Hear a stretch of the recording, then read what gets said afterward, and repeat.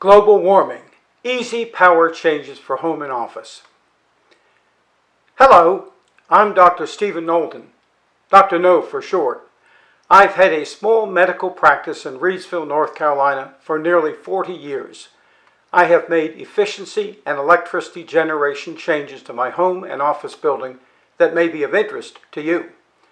All the changes I have made have involved materials which are readily available. My wife and I bought a house on Lake Reidsville in 2011.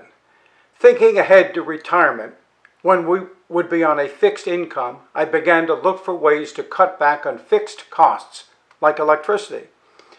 The first things we did are familiar to all of you. We changed our light bulbs from incandescent to fluorescent and LED bulbs. We increased our attic insulation. We added 2 storm doors. We put up insulating drapes over many of our windows. We replaced 2 aging, inefficient heat pumps with a ground source heat pump. In 2011, our first year in the house, we used 14,991 kilowatt hours of electricity. We were able to drop our annual use of electricity to 7,282 kilowatt hours by 2014. Adding 20 solar panels in November 2014 dropped our 2015 electricity use to 708 kilowatt hours.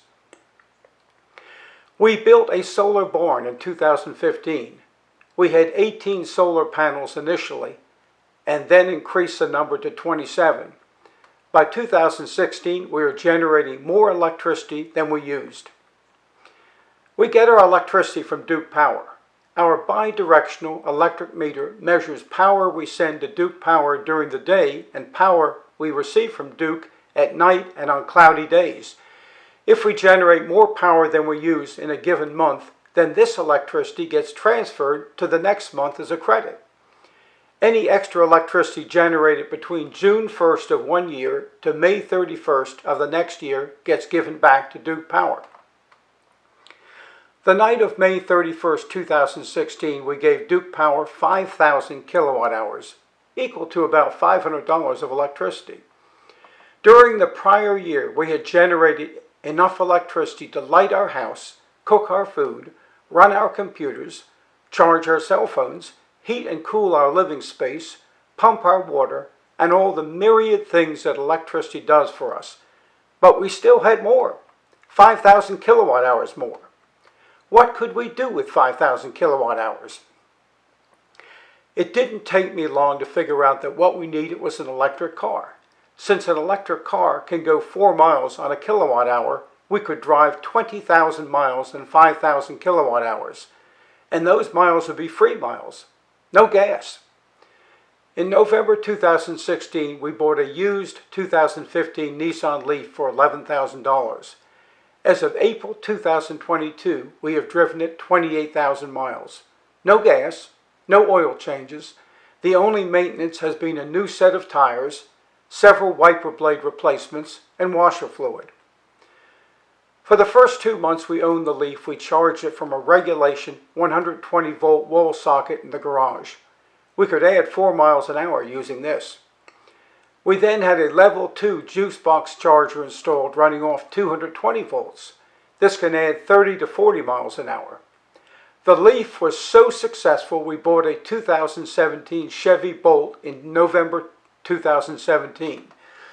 This is also a battery electric vehicle, but had an EPA rated range of 238 miles.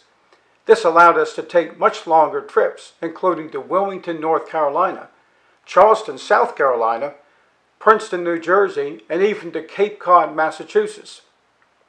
GM replaced the Bolt's battery in March 2022, so it now has a range of 259 miles.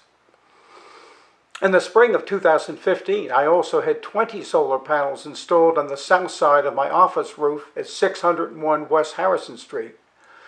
Several years later, I added 12 panels facing west to help offset the electricity usage from my 3 industrial air conditioners. I also replaced leaky windows, added more attic insulation, changed my lighting to fluorescent or LED bulbs, and replaced power-hungry appliances prior to having solar panels installed. I pay Duke Power $15.83 a month at home as a hookup cost, and about $35 a month at the office, except for the office summer months, which cost somewhat more. What have I learned from this that would help a small to medium-sized city or business? Number one, reduce your energy consumption by being more efficient. Switch to LED lighting if you have not already done so. Insulate your buildings. Replace leaky windows. Replace power-hungry appliances like refrigerators and computer servers. Add smart thermostats. Number two, educate your employees on how to use energy wisely. Number three, take control of electricity production. Don't buy it, make it. Install solar panels. Generate energy from the wind if you are a large enough city or business. Number four, purchase electric cars and level 2 chargers. Even now, electric cars are cheaper long-term than gasoline or diesel-powered vehicles. Panel trucks, pickup trucks, and larger trucks are now coming into use. Use money from Dieselgate to help pay for chargers. Number five, be smart. Be more efficient. Save money. Thank you.